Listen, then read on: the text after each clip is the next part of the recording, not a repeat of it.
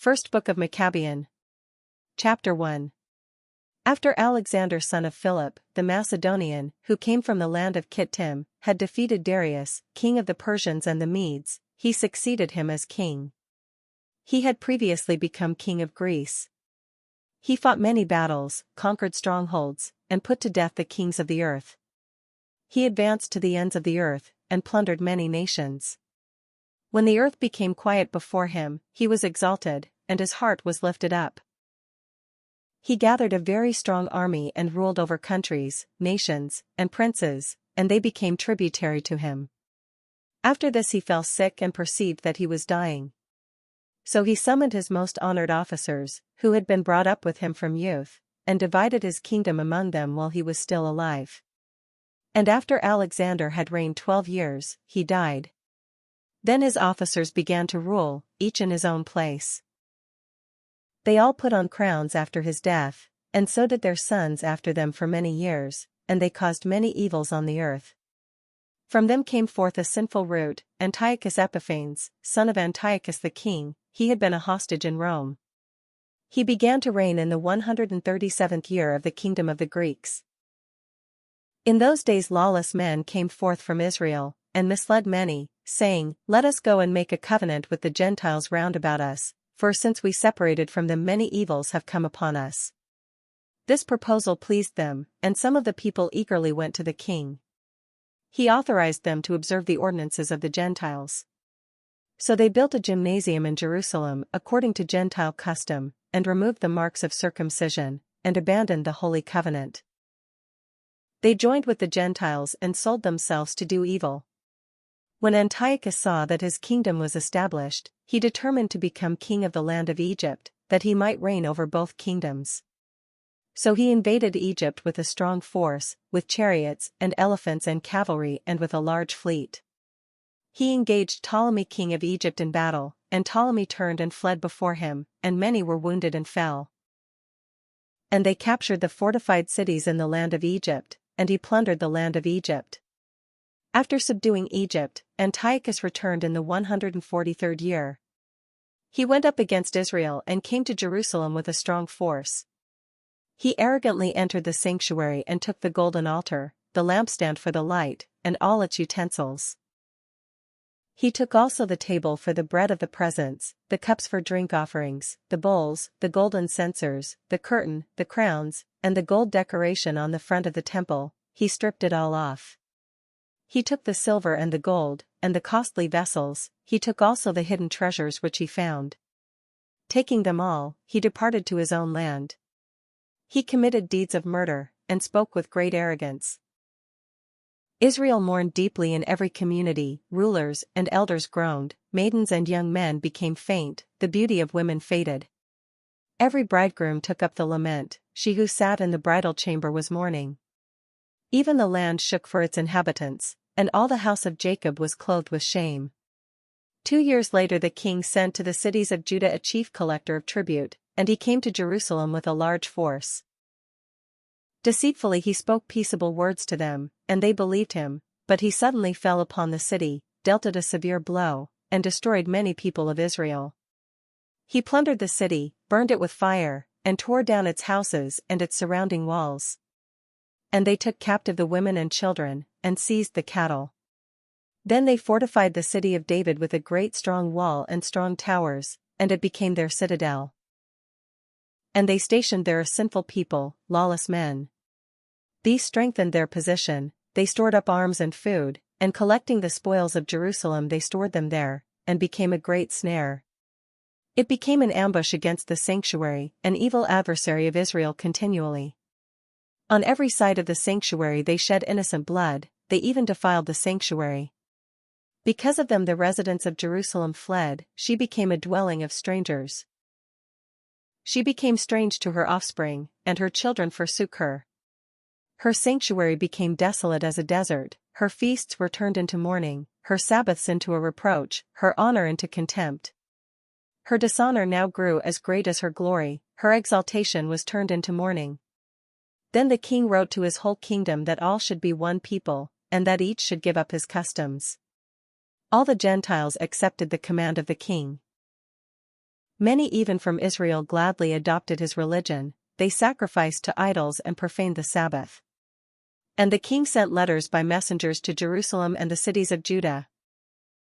He directed them to follow customs strange to the land, to forbid burnt offerings and sacrifices and drink offerings in the sanctuary, to profane Sabbaths and feasts, to defile the sanctuary and the priests, to build altars and sacred precincts and shrines for idols, to sacrifice swine and unclean animals, and to leave their sons uncircumcised. They were to make themselves abominable by everything unclean and profane, so that they should forget the law and change all the ordinances. And whoever does not obey the command of the king shall die. In such words he wrote to his whole kingdom. And he appointed inspectors over all the people and commanded the cities of Judah to offer sacrifice, city by city. Many of the people, every one who forsook the law, joined them, and they did evil in the land. They drove Israel into hiding in every place of refuge they had. Now on the 15th day of Chislev, in the 145th year, they erected a desolating sacrilege upon the altar of burnt offering. They also built altars in the surrounding cities of Judah, and burned incense at the doors of the houses and in the streets. The books of the law which they found they tore to pieces and burned with fire. Where the book of the covenant was found in the possession of any one, or if any one adhered to the law, the decree of the king condemned him to death.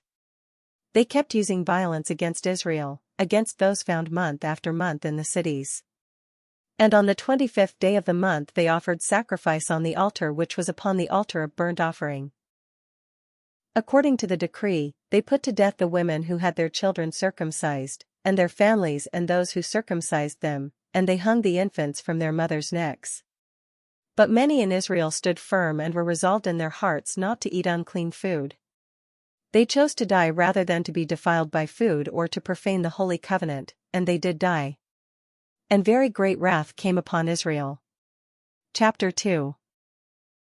In those days Mattathias the son of John, son of Simeon, a priest of the sons of Jorib, moved from Jerusalem and settled in Modian. He had 5 sons, John surnamed Gedi, Simon called Thassi, Judas called Maccabeus, Eleazar called Avaran, and Jonathan called Apphus. He saw the blasphemies being committed in Judah and Jerusalem, and said, Alas! Why was I born to see this, the ruin of my people, the ruin of the holy city, and to dwell there when it was given over to the enemy, the sanctuary given over to aliens? Her temple has become like a man without honor, her glorious vessels have been carried into captivity.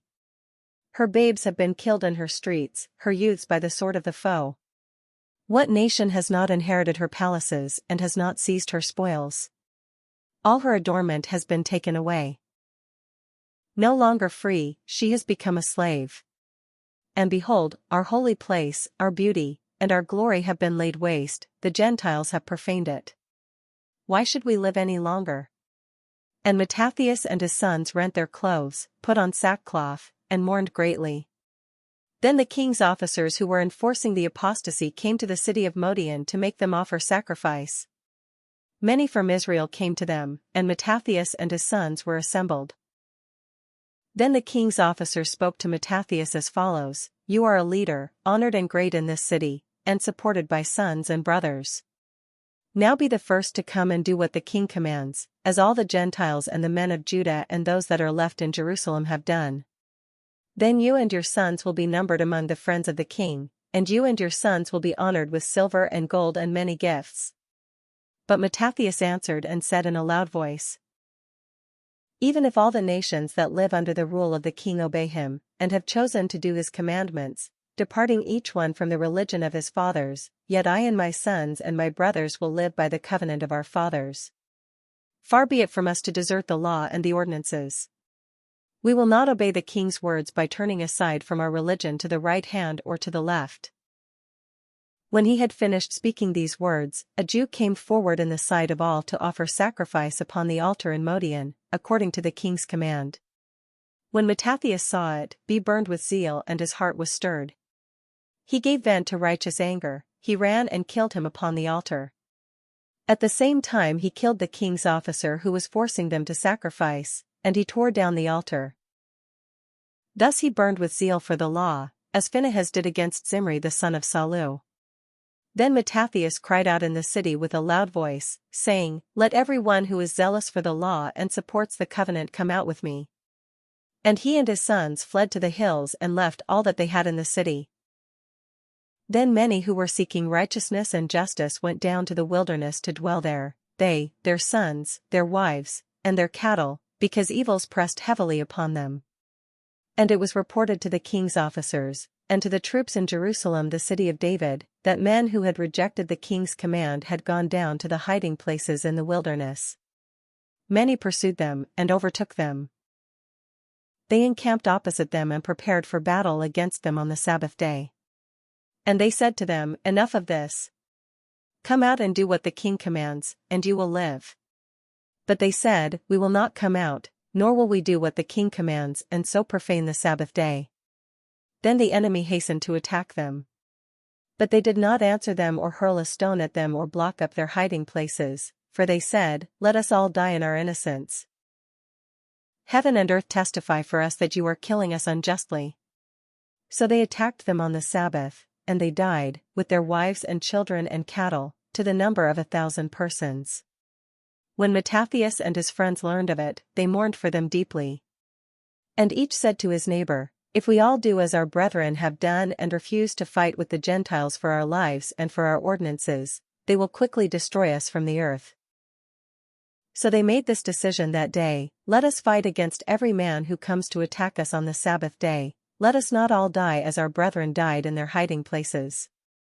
Then there united with them a company of Hazadeans, mighty warriors of Israel, every one who offered himself willingly for the law. And all who became fugitives to escape their troubles joined them and reinforced them.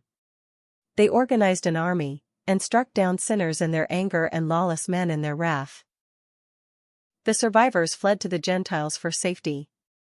And Mattathias and his friends went about and tore down the altars. They forcibly circumcised all the uncircumcised boys that they found within the borders of Israel.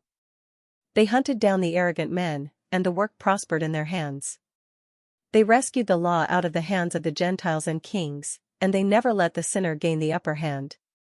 Now the days drew near for Mattathias to die, and he said to his sons, "Arrogance and reproach have now become strong. It is a time of ruin and furious anger.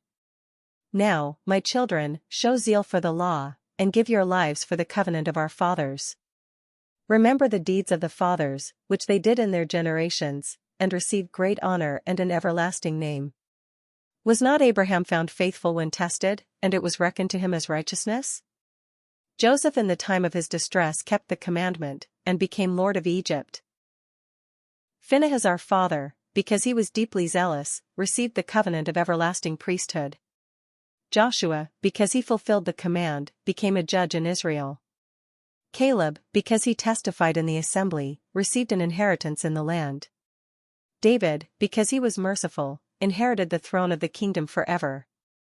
Elijah, because of great zeal for the law, was taken up into heaven.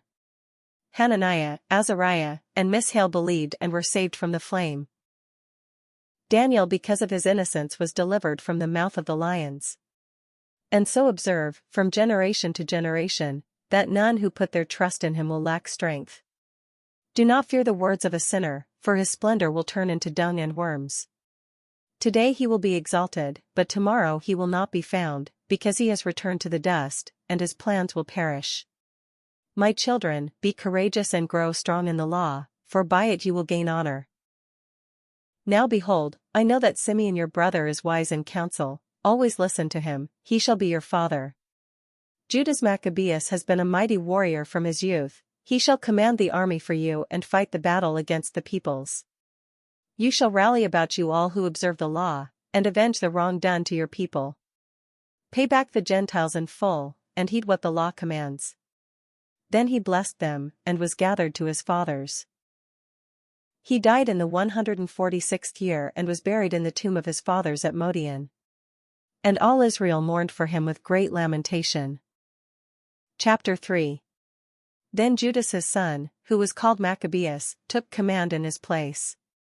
All his brothers and all who had joined his father helped him, they gladly fought for Israel. He extended the glory of his people. Like a giant he put on his breastplate, he girded on his armor of war and waged battles, protecting the host by his sword. He was like a lion in his deeds, like a lion's cub roaring for prey. He searched out and pursued the lawless, he burned those who troubled his people. Lawless men shrank back for fear of him, all the evildoers were confounded, and deliverance prospered by his hand. He embittered many kings, but he made Jacob glad by his deeds, and his memory is blessed forever. He went through the cities of Judah, he destroyed the ungodly out of the land, thus he turned away wrath from Israel. He was renowned to the ends of the earth, he gathered in those who were perishing. But Apollonius gathered together Gentiles and a large force from Samaria to fight against Israel. When Judas learned of it, he went out to meet him, and he defeated and killed him. Many were wounded and fell, and the rest fled. Then they seized their spoils, and Judas took the sword of Apollonius, and used it in battle the rest of his life. Now when Sarin, the commander of the Syrian army, heard that Judas had gathered a large company, including a body of faithful men who stayed with him and went out to battle, he said, I will make a name for myself and win honor in the kingdom. I will make war on Judas and his companions, who scorn the king's command. And again a strong army of ungodly men went up with him to help him, to take vengeance on the sons of Israel. When he approached the ascent of Beth-horon, Judas went out to meet him with a small company. But when they saw the army coming to meet them, they said to Judas, How can we, few as we are, fight against so great and strong a multitude? And we are faint, for we have eaten nothing today. Judas replied, It is easy for many to be hemmed in by few, for in the sight of heaven there is no difference between saving by many or by few. It is not on the size of the army that victory in battle depends, but strength comes from heaven. They come against us in great pride and lawlessness to destroy us and our wives and our children, and to despoil us, but we fight for our lives and our laws. He himself will crush them before us. As for you, do not be afraid of them. When he finished speaking, he rushed suddenly against Sarin and his army, and they were crushed before him. They pursued them down the descent of Beth-horon to the plain, 800 of them fell, and the rest fled into the land of the Philistines. Then Judas and his brothers began to be feared, and terror fell upon the Gentiles round about them. His fame reached the king, and the Gentiles talked of the battles of Judas. When King Antiochus heard these reports, he was greatly angered, and he sent and gathered all the forces of his kingdom, a very strong army. And he opened his coffers and gave a year's pay to his forces, and ordered them to be ready for any need. Then he saw that the money in the treasury was exhausted, and that the revenues from the country were small because of the dissension and disaster which he had caused in the land by abolishing the laws that had existed from the earliest days. He feared that he might not have such funds as he had before for his expenses and for the gifts which he used to give more lavishly than preceding kings. He was greatly perplexed in mind, and determined to go to Persia and collect the revenues from those regions and raise a large fund. He left Lysias, a distinguished man of royal lineage, in charge of the king's affairs from the river Euphrates to the borders of Egypt. Lysias was also to take care of Antiochus's son until he returned. And he turned over to Lysias half of his troops and the elephants, and gave him orders about all that he wanted done. As for the residents of Judea and Jerusalem, Lysias was to send a force against them to wipe out and destroy the strength of Israel and the remnant of Jerusalem. He was to banish the memory of them from the place, settle aliens in all their territory, and distribute their land. Then the king took the remaining half of his troops and departed from Antioch his capital in the 147th year. He crossed the Euphrates River and went through the upper provinces. Lysias chose Ptolemy the son of Dorymenes, and Nicanor and Gorgias, mighty men among the friends of the king, and sent with them 40,000 infantry and 7,000 cavalry to go into the land of Judah and destroy it, as the king had commanded. So they departed with their entire force, and when they arrived they encamped near Emmaus in the plain. When the traders of the region heard what was said to them, they took silver and gold in immense amounts, and fetters, and went to the camp to get the sons of Israel for slaves. And forces from Syria and the land of the Philistines joined with them. Now Judas and his brothers saw that misfortunes had increased and that the forces were encamped in their territory. They also learned what the king had commanded to do to the people to cause their final destruction. But they said to one another, "Let us repair the destruction of our people, and fight for our people and the sanctuary." And the congregation assembled to be ready for battle, and to pray and ask for mercy and compassion. Jerusalem was uninhabited like a wilderness, not one of her children went in or out. The sanctuary was trampled down, and the sons of aliens held the citadel. It was a lodging place for the Gentiles. Joy was taken from Jacob, the flute and the harp ceased to play. So they assembled and went to Mizpah, opposite Jerusalem, because Israel formerly had a place of prayer in Mizpah.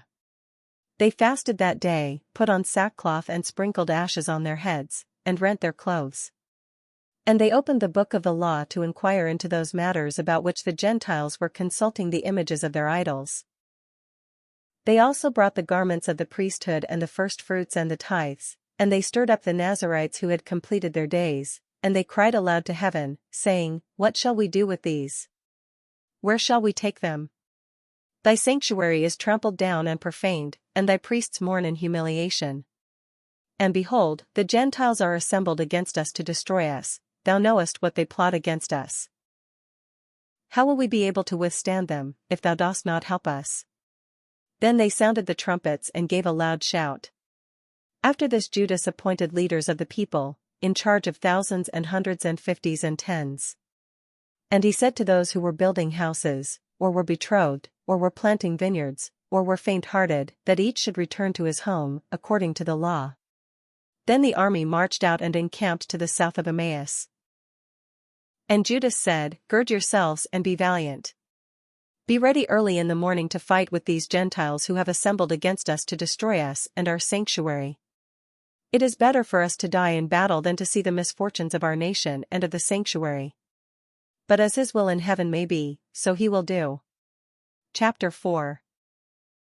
Now Gorgias took 5,000 infantry and 1,000 picked cavalry, and this division moved out by night to fall upon the camp of the Jews and attack them suddenly. Men from the citadel were his guides. But Judas heard of it, and he and his mighty men moved out to attack the king's force in Emmaus while the division was still absent from the camp. When Gorgias entered the camp of Judas by night, he found no one there, so he looked for them in the hills, because he said, "These men are fleeing from us." At daybreak Judas appeared in the plain with 3,000 men, but they did not have armor and swords such as they desired.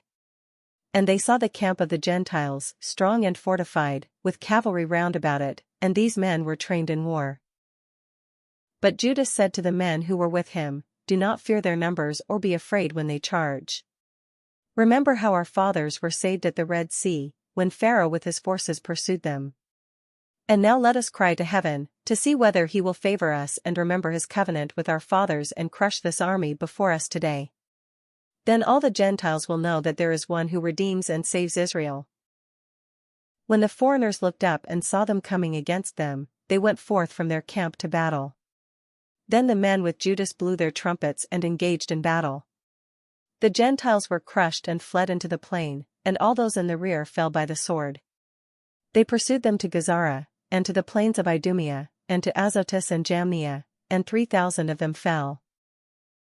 Then Judas and his force turned back from pursuing them, and he said to the people, "Do not be greedy for plunder, for there is a battle before us, Gorgias and his force are near us in the hills. But stand now against our enemies and fight them, and afterward seize the plunder boldly." Just as Judas was finishing this speech, a detachment appeared, coming out of the hills. They saw that their army had been put to flight, and that the Jews were burning the camp, for the smoke that was seen showed what had happened. When they perceived this they were greatly frightened, and when they also saw the army of Judas drawn up in the plain for battle, they all fled into the land of the Philistines. Then Judas returned to plunder the camp, and they seized much gold and silver, and cloth dyed blue and sea purple, and great riches. On their return they sang hymns and praises to heaven, for he is good, for his mercy endures forever. Thus Israel had a great deliverance that day. Those of the foreigners who escaped went and reported to Lysias all that had happened. When he heard it, he was perplexed and discouraged, for things had not happened to Israel as he had intended, nor had they turned out as the king had commanded him. But the next year he mustered 60,000 picked infantrymen and 5,000 cavalry to subdue them. They came into Idumea and encamped at Bethzur, and Judas met them with 10,000 men. When he saw that the army was strong, he prayed, saying, Blessed art thou, O Saviour of Israel, who didst crush the attack of the mighty warrior by the hand of thy servant David, and didst give the camp of the Philistines into the hands of Jonathan, the son of Saul, and of the man who carried his armor. So do thou hem in this army by the hand of thy people Israel, and let them be ashamed of their troops and their cavalry. Fill them with cowardice, melt the boldness of their strength. Let them tremble in their destruction. Strike them down with the sword of those who love thee, and let all who know thy name praise thee with hymns. Then both sides attacked, and there fell of the army of Lysias 5,000 men, they fell in action. And when Lysias saw the rout of his troops and observed the boldness which inspired those of Judas, and how ready they were either to live or to die nobly, he departed to Antioch and enlisted mercenaries, to invade Judea again with an even larger army. Then said Judas and his brothers, Behold, our enemies are crushed, let us go up to cleanse the sanctuary and dedicate it. So all the army assembled and they went up to Mount Zion. And they saw the sanctuary desolate, the altar profaned, and the gates burned. In the courts they saw bushes sprung up as in a thicket, or as on one of the mountains. They saw also the chambers of the priests in ruins. Then they rent their clothes, and mourned with great lamentation, and sprinkled themselves with ashes. They fell face down on the ground, and sounded the signal on the trumpets, and cried out to heaven. Then Judas detailed men to fight against those in the citadel until he had cleansed the sanctuary. He chose blameless priests devoted to the law, and they cleansed the sanctuary and removed the defiled stones to an unclean place. They deliberated what to do about the altar of burnt offering, which had been profaned. And they thought it best to tear it down, lest it bring reproach upon them, for the Gentiles had defiled it. So they tore down the altar, and stored the stones in a convenient place on the temple hill until there should come a prophet to tell what to do with them. Then they took unhewn stones, as the law directs, and built a new altar like the former one. They also rebuilt the sanctuary and the interior of the temple, and consecrated the courts. They made new holy vessels, and brought the lampstand, the altar of incense, and the table into the temple. Then they burned incense on the altar and lighted the lamps on the lampstand, and these gave light in the temple. They placed the bread on the table and hung up the curtains. Thus they finished all the work they had undertaken. Early in the morning on the 25th day of the 9th month, which is the month of Chislev, in the 148th year, they rose and offered sacrifice, as the law directs, on the new altar of burnt offering which they had built. At the very season and on the very day that the Gentiles had profaned it, it was dedicated with songs and harps and lutes and cymbals.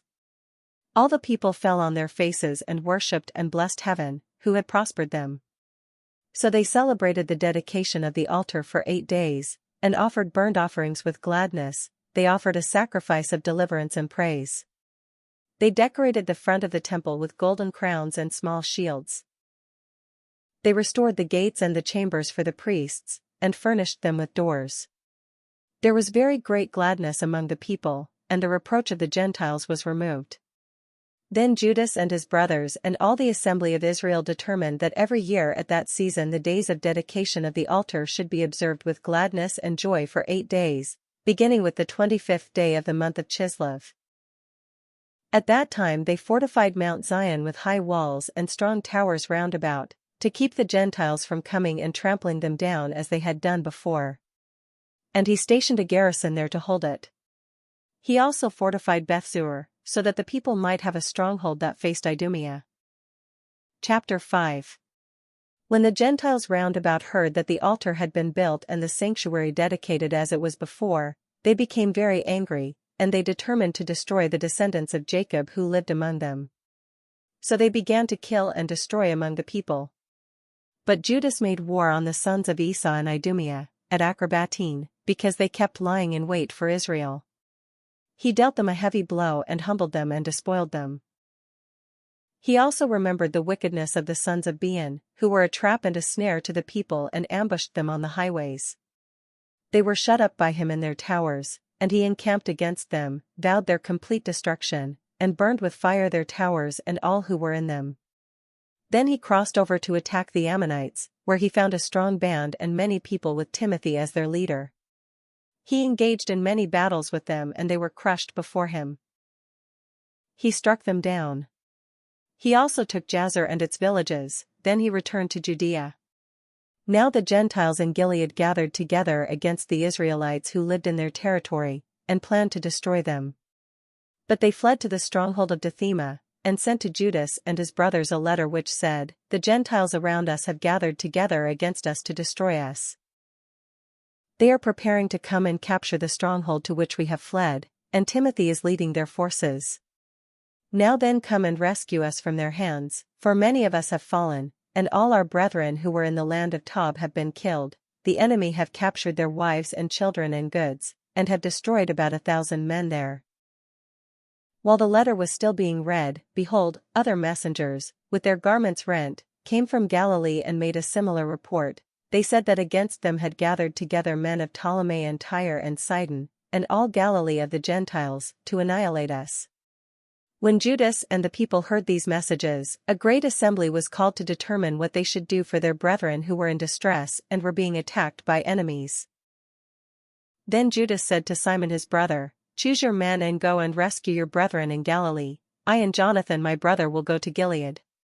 But he left Joseph, the son of Zechariah, and Azariah, a leader of the people, with the rest of the forces, in Judea to guard it, and he gave them this command, "Take charge of this people, but do not engage in battle with the Gentiles until we return." Then 3,000 men were assigned to Simon to go to Galilee, and 8,000 to Judas for Gilead. So Simon went to Galilee and fought many battles against the Gentiles, and the Gentiles were crushed before him. He pursued them to the gate of Ptolemy, and as many as 3,000 of the Gentiles fell, and he despoiled them. Then he took the Jews of Galilee and Arabada, with their wives and children, and all they possessed, and led them to Judea with great rejoicing. Judas Maccabeus and Jonathan his brother crossed the Jordan and went 3 days' journey into the wilderness.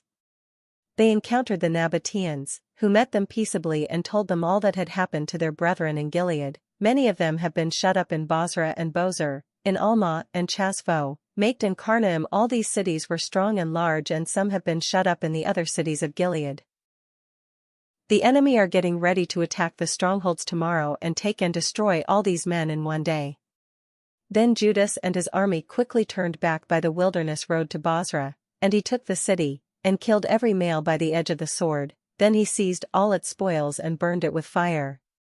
He departed from there at night, and they went all the way to the stronghold of Dithema.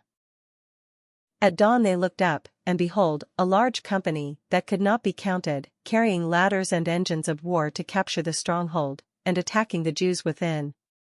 So Judas saw that the battle had begun and that the cry of the city went up to heaven with trumpets and loud shouts, and he said to the men of his forces, "Fight today for your brethren." Then he came up behind them in 3 companies, who sounded their trumpets and cried aloud in prayer. And when the army of Timothy realized that it was Maccabeus, they fled before him, and he dealt them a heavy blow. As many as 8,000 of them fell that day. Next he turned aside to Alma, and fought against it and took it, and he killed every male in it, plundered it, and burned it with fire. From there he marched on and took Chazpho, Mate, and Bozer, and the other cities of Gilead. After these things Timothy gathered another army and encamped opposite Raphon, on the other side of the stream. Judas sent men to spy out the camp, and they reported to him, "All the Gentiles around us have gathered to him, it is a very large force. They also have hired Arabs to help them, and they are encamped across the stream, ready to come and fight against you." And Judas went to meet them. Now as Judas and his army drew near to the stream of water, Timothy said to the officers of his forces, "If he crosses over to us first, we will not be able to resist him, for he will surely defeat us. But if he shows fear and camps on the other side of the river, we will cross over to him and defeat him." When Judas approached the stream of water, he stationed the scribes of the people at the stream and gave them this command, "Permit no man to encamp, but make them all enter the battle." Then he crossed over against them first, and the whole army followed him. All the Gentiles were defeated before him, and they threw away their arms and fled into the sacred precincts at Karnaim. But he took the city and burned the sacred precincts with fire, together with all who were in them. Thus Carnaim was conquered, they could stand before Judas no longer. Then Judas gathered together all the Israelites in Gilead, the small and the great, with their wives and children and goods, a very large company, to go to the land of Judah. So they came to Ephron. This was a large and very strong city on the road, and they could not go round it to the right or to the left, they had to go through it. But the men of the city shut them out and blocked up the gates with stones. And Judas sent them this friendly message, "Let us pass through your land to get to our land. No one will do you harm, we will simply pass by on foot." But they refused to open to him. Then Judas ordered proclamation to be made to the army that each should encamp where he was. So the men of the forces encamped, and he fought against the city all that day and all the night, and the city was delivered into his hands. He destroyed every male by the edge of the sword, and razed and plundered the city. Then he passed through the city over the slain. And they crossed the Jordan into the large plain before Bethshan. And Judas kept rallying the laggards and encouraging the people all the way till he came to the land of Judah. So they went up to Mount Zion with gladness and joy, and offered burnt offerings, because not one of them had fallen before they returned in safety. Now while Judas and Jonathan were in Gilead and Simon his brother was in Galilee before Ptolemy, Joseph, the son of Zechariah, and Azariah, the commanders of the forces, heard of their brave deeds and of the heroic war they had fought. So they said, "Let us also make a name for ourselves, let us go and make war on the Gentiles around us." And they issued orders to the men of the forces that were with them, and they marched against Jamnia. And Gorgias and his men came out of the city to meet them in battle. Then Joseph and Azariah were routed, and were pursued to the borders of Judea, as many as 2,000 of the people of Israel fell that day. Thus the people suffered a great rout because, thinking to do a brave deed, they did not listen to Judas and his brothers. But they did not belong to the family of those men through whom deliverance was given to Israel. The man Judas and his brothers were greatly honored in all Israel and among all the Gentiles, wherever their name was heard. Men gathered to them and praised them. Then Judas and his brothers went forth and fought the sons of Esau in the land to the south. He struck Hebron and its villages and tore down its strongholds and burned its towers round about. Then he marched off to go into the land of the Philistines, and passed through Marissa. On that day some priests, who wished to do a brave deed, fell in battle, for they went out to battle unwisely. But Judas turned aside to Azotus in the land of the Philistines, he tore down their altars, and the graven images of their gods he burned with fire, he plundered the cities and returned to the land of Judah. Chapter 6. King Antiochus was going through the upper provinces when he heard that Elamis in Persia was a city famed for its wealth in silver and gold. Its temple was very rich, containing golden shields, breastplates, and weapons left there by Alexander, the son of Philip, the Macedonian king who first reigned over the Greeks. So he came and tried to take the city and plunder it, but he could not, because his plan became known to the men of the city and they withstood him in battle. So he fled and in great grief departed from there to return to Babylon. Then someone came to him in Persia and reported that the armies which had gone into the land of Judah had been routed, that Lysias had gone first with a strong force, but had turned and fled before the Jews, that the Jews had grown strong from the arms, supplies, and abundant spoils which they had taken from the armies they had cut down, that they had torn down the abomination which he had erected upon the altar in Jerusalem, and that they had surrounded the sanctuary with high walls as before, and also Bethzur, his city. When the king heard this news, he was astounded and badly shaken. He took to his bed and became sick from grief, because things had not turned out for him as he had planned. He lay there for many days, because deep grief continually gripped him, and he concluded that he was dying. So he called all his friends and said to them, "Sleep departs from my eyes and I am downhearted with worry. I said to myself, to what distress I have come, and into what a great flood I now am plunged. For I was kind and beloved in my power. But now I remember the evils I did in Jerusalem. I seized all her vessels of silver and gold, and I sent to destroy the inhabitants of Judah without good reason. I know that it is because of this that these evils have come upon me, and behold, I am perishing of deep grief in a strange land." Then he called for Philip, one of his friends, and made him ruler over all his kingdom. He gave him the crown and his robe and the signet, that he might guide Antiochus his son and bring him up to be king. Thus Antiochus the king died there in the 149th year.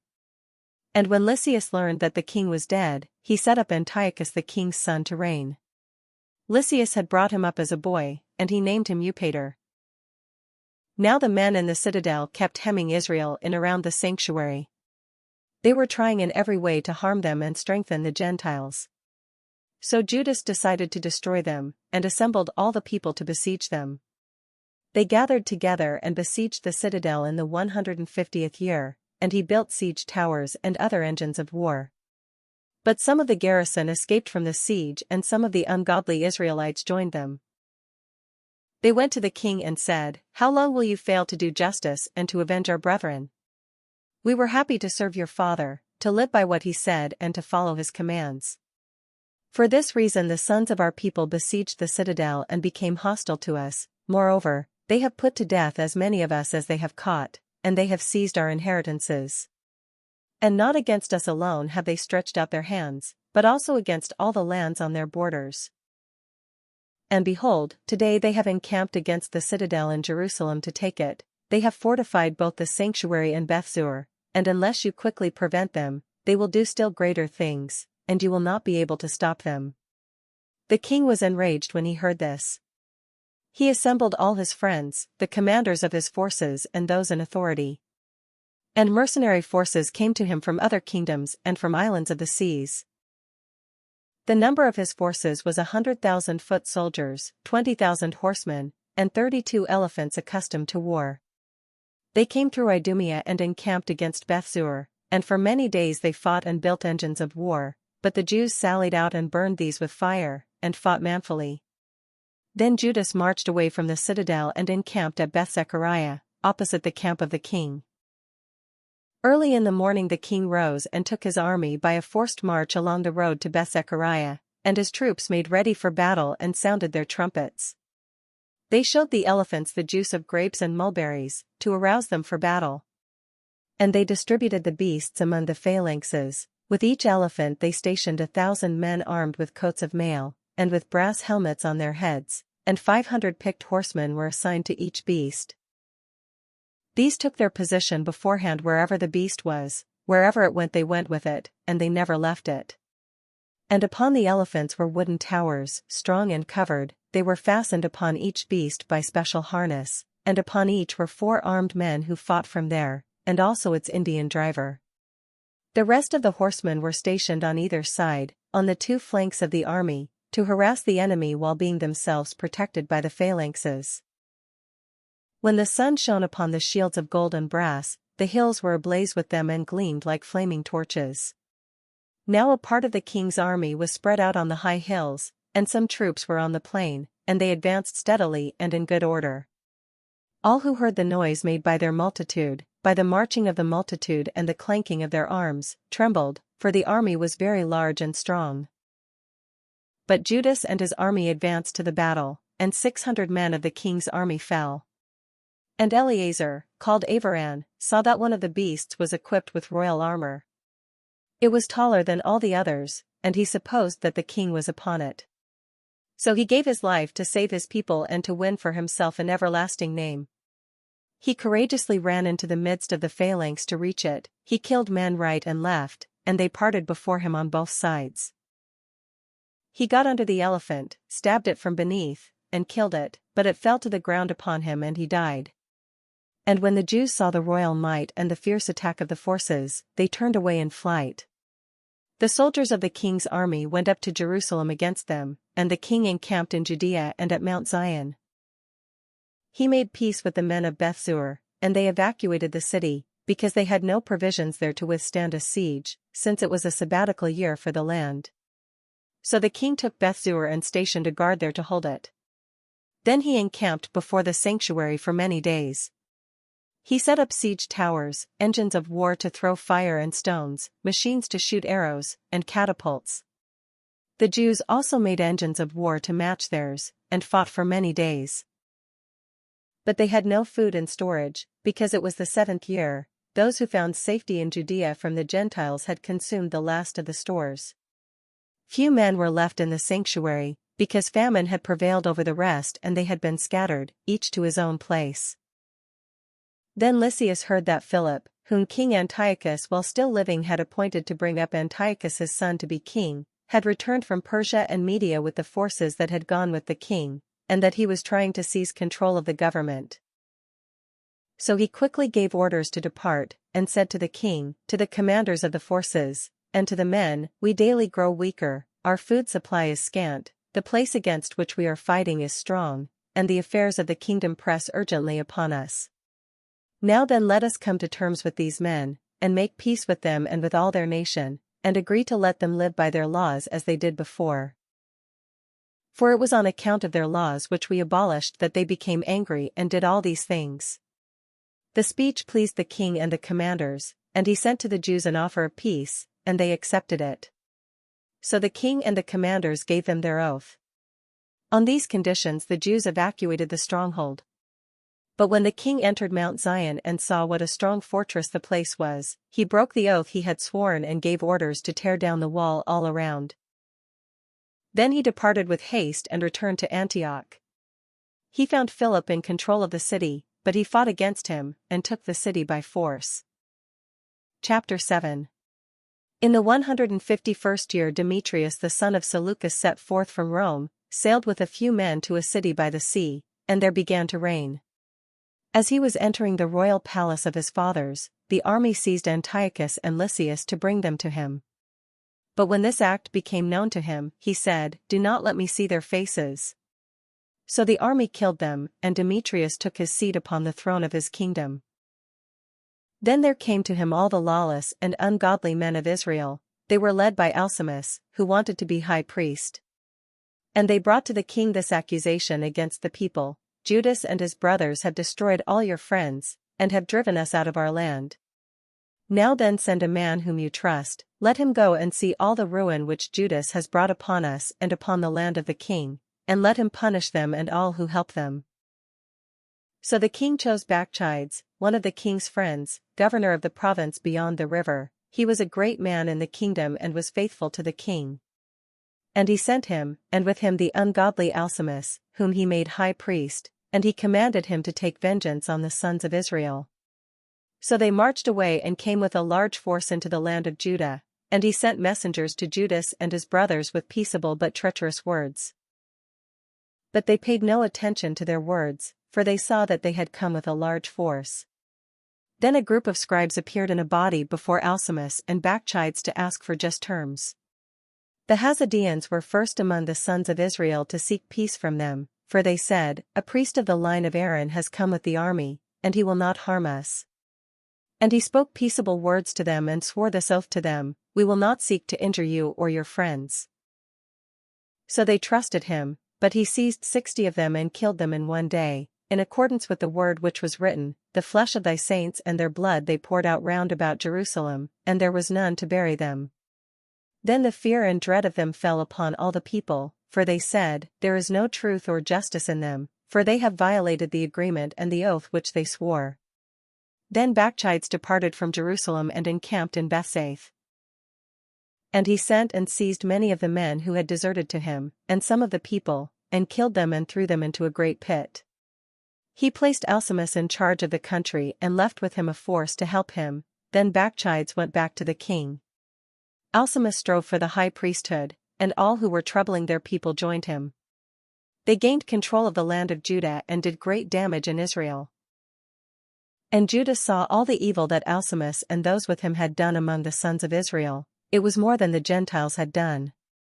So Judas went out into all the surrounding parts of Judea, and took vengeance on the men who had deserted, and he prevented those in the city from going out into the country. When Alcimus saw that Judas and those with him had grown strong, and realized that he could not withstand them, he returned to the king and brought wicked charges against them. Then the king sent Nicanor, one of his honored princes, who hated and detested Israel, and he commanded him to destroy the people. So Nicanor came to Jerusalem with a large force, and treacherously sent to Judas and his brothers this peaceable message: "Let there be no fighting between me and you. I shall come with a few men to see you face to face in peace." So he came to Judas, and they greeted one another peaceably. But the enemy were ready to seize Judas. It became known to Judas that Nicanor had come to him with treacherous intent, and he was afraid of him and would not meet him again. When Nicanor learned that his plan had been disclosed, he went out to meet Judas in battle near Capharsalama. About 500 men of the army of Nicanor fell, and the rest fled into the city of David. After these events Nicanor went up to Mount Zion. Some of the priests came out of the sanctuary, and some of the elders of the people, to greet him peaceably and to show him the burnt offering that was being offered for the king.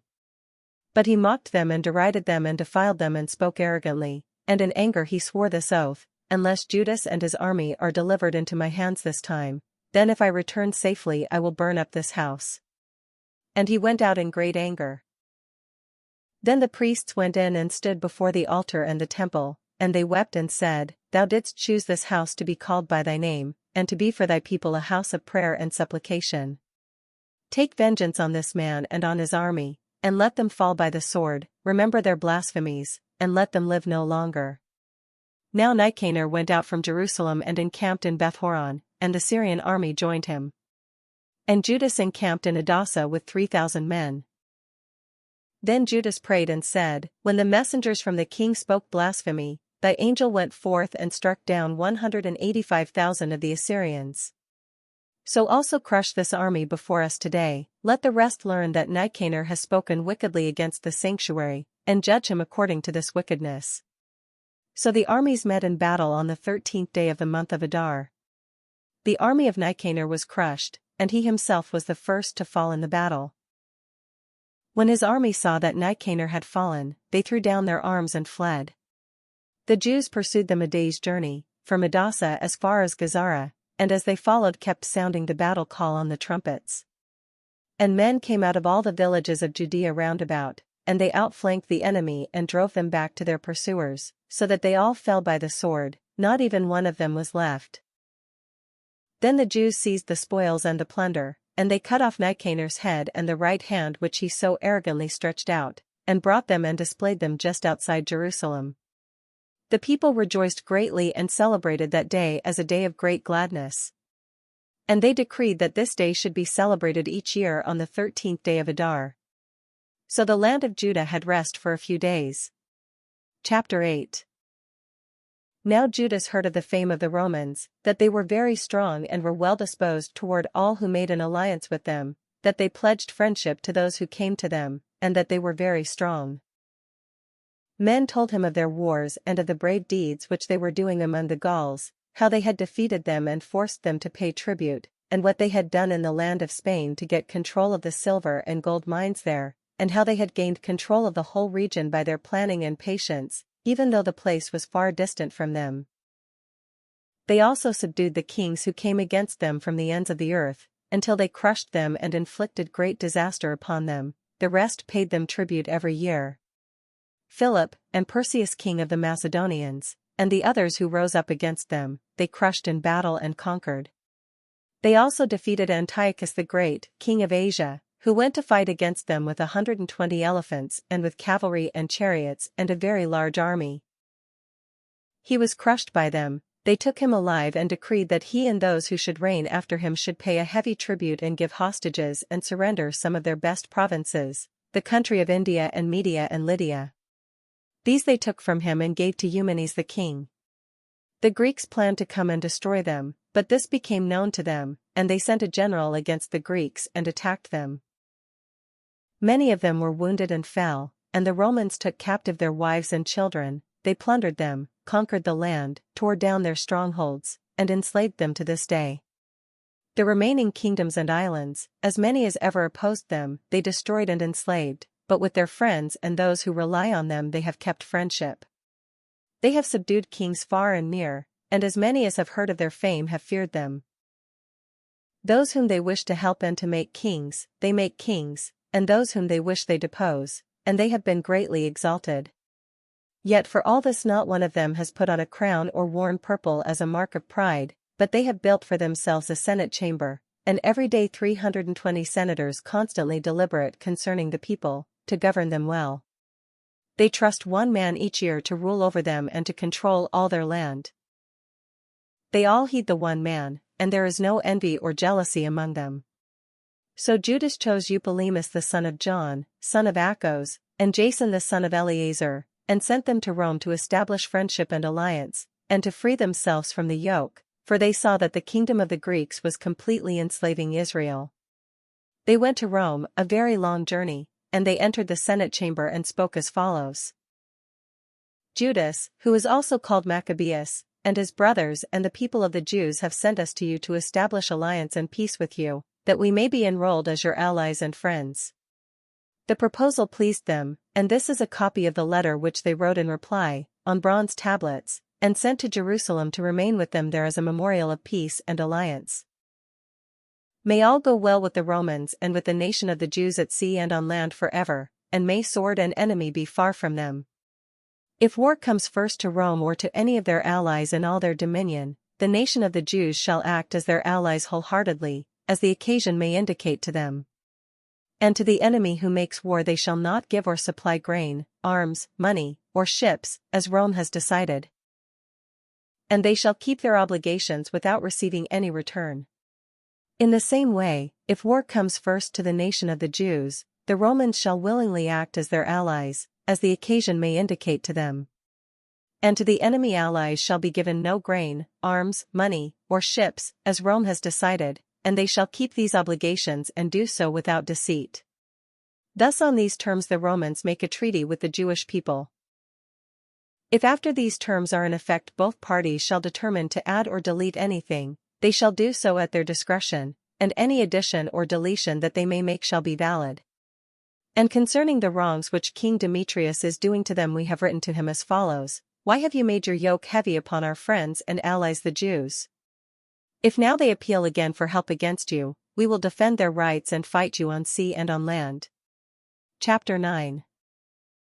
When Demetrius heard that Nicanor and his army had fallen in battle, he sent Bacchides and Alcimus into the land of Judah a second time, and with them the right wing of the army. They went by the road which leads to Gilgal and encamped against Mesaloth and Arbela, and they took it and killed many people. In the first month of the 152nd year they encamped against Jerusalem. Then they marched off and went to Berea with 20,000 foot soldiers and 2,000 cavalry. Now Judas was encamped in Elasa, and with him were 3,000 picked men. When they saw the huge number of the enemy forces, they were greatly frightened, and many slipped away from the camp, until no more than 800 of them were left. When Judas saw that his army had slipped away and the battle was imminent, he was crushed in spirit, for he had no time to assemble them. He became faint, but he said to those who were left, Let us rise and go up against our enemies. We may be able to fight them. But they tried to dissuade him, saying, We are not able. Let us rather save our own lives now, and let us come back with our brethren and fight them, we are too few. But Judas said, Far be it from us to do such a thing as to flee from them. If our time has come, let us die bravely for our brethren, and leave no cause to question our honor. Then the army of Bacchides marched out from the camp and took its stand for the encounter. The cavalry was divided into 2 companies, and the slingers and the archers went ahead of the army, as did all the chief warriors. Bacchides was on the right wing. Flanked by the 2 companies, the phalanx advanced to the sound of the trumpets, and the men with Judas also blew their trumpets. The earth was shaken by the noise of the armies, and the battle raged from morning till evening. Judas saw that Bacchides and the strength of his army were on the right, then all the stout-hearted men went with him, and they crushed the right wing, and he pursued them as far as Mount Azotus. When those on the left wing saw that the right wing was crushed, they turned and followed close behind Judas and his men. The battle became desperate, and many on both sides were wounded and fell. Judas also fell, and the rest fled. Then Jonathan and Simon took Judas their brother and buried him in the tomb of their fathers at Modian, and wept for him. And all Israel made great lamentation for him, they mourned many days and said, How is the mighty fallen, the Saviour of Israel? Now the rest of the acts of Judas, and his wars and the brave deeds that he did, and his greatness, have not been recorded, for they were very many. After the death of Judas, the lawless emerged in all parts of Israel. All the doers of injustice appeared. In those days a very great famine occurred, and the country deserted with them to the enemy. And Bacchides chose the ungodly and put them in charge of the country. They sought and searched for the friends of Judas, and brought them to Bacchides, and he took vengeance on them and made sport of them. Thus there was great distress in Israel, such as had not been since the time that prophets ceased to appear among them. Then all the friends of Judas assembled and said to Jonathan, "Since the death of your brother Judas there has been no one like him to go against our enemies and Bacchides, and to deal with those of our nation who hate us. So now we have chosen you today to take his place as our ruler and leader, to fight our battle." And Jonathan at that time accepted the leadership and took the place of Judas's brother. When Bacchides learned of this, he tried to kill him. But Jonathan and Simon his brother and all who were with him heard of it, and they fled into the wilderness of Tekoa and camped by the water of the pool of Asphur. Bacchides found this out on the Sabbath day, and he with all his army crossed the Jordan. And Jonathan sent his brother as leader of the multitude and begged the Nabateans, who were his friends, for permission to store with them the great amount of baggage which they had. But the sons of Jambri from Medeba came out and seized John and all that he had, and departed with it. After these things it was reported to Jonathan and Simon his brother, "The sons of Jambri are celebrating a great wedding, and are conducting the bride, a daughter of one of the great nobles of Canaan, from Nodabath with a large escort." And they remembered the blood of John their brother, and went up and hid under cover of the mountain. They raised their eyes and looked, and saw a tumultuous procession with much baggage, and the bridegroom came out with his friends and his brothers to meet them with tambourines and musicians and many weapons. Then they rushed upon them from the ambush and began killing them. Many were wounded and fell, and the rest fled to the mountain, and they took all their goods. Thus the wedding was turned into mourning and the voice of their musicians into a funeral dirge. And when they had fully avenged the blood of their brother, they returned to the marshes of the Jordan. When Bacchides heard of this, he came with a large force on the Sabbath day to the banks of the Jordan. And Jonathan said to those with him, "Let us rise up now and fight for our lives, for today things are not as they were before. For look! The battle is in front of us and behind us, the water of the Jordan is on this side and on that, with marsh and thicket, there is no place to turn. Cry out now to heaven that you may be delivered from the hands of our enemies." So the battle began, and Jonathan stretched out his hand to strike Bacchides, but he eluded him and went to the rear. Then Jonathan and the men with him leaped into the Jordan and swam across to the other side, and the enemy did not cross the Jordan to attack them. And about 1,000 of Bacchides' men fell that day. Bacchides then returned to Jerusalem and built strong cities in Judea. The fortress in Jericho, and Emmaus, and Bethhoron, and Bethel, and Timnath, and Pharathon, and Tephon, with high walls and gates and bars. And he placed garrisons in them to harass Israel. He also fortified the city of Bethzur, and Gazara, and the citadel, and in them he put troops and stores of food. And he took the sons of the leading men of the land as hostages and put them under guard in the citadel at Jerusalem. In the 153rd year, in the 2nd month, Alcimus gave orders to tear down the wall of the inner court of the sanctuary. He tore down the work of the prophets. But he only began to tear it down, for at that time Alcimus was stricken and his work was hindered, his mouth was stopped and he was paralyzed, so that he could no longer say a word or give commands concerning his house. And Alcimus died at that time in great agony.